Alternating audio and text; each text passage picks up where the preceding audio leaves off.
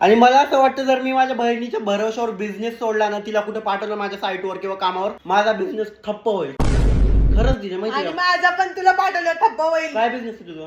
Makeup आर्टिस्टचा. तू makeup artist का? मी makeup artist. तुझा business माझा बिझनेस एकच आहे की रे. पण तू करतच नाही मन लावून काम. दिले तुला आज पाठवलं होतं मी. सांग कंटेंट.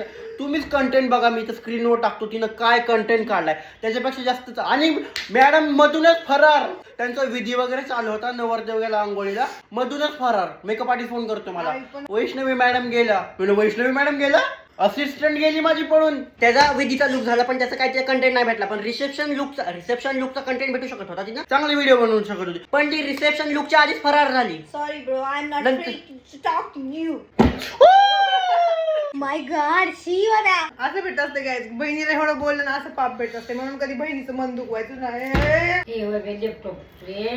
अगं कंटेंट नाही काढला ती नाही तुला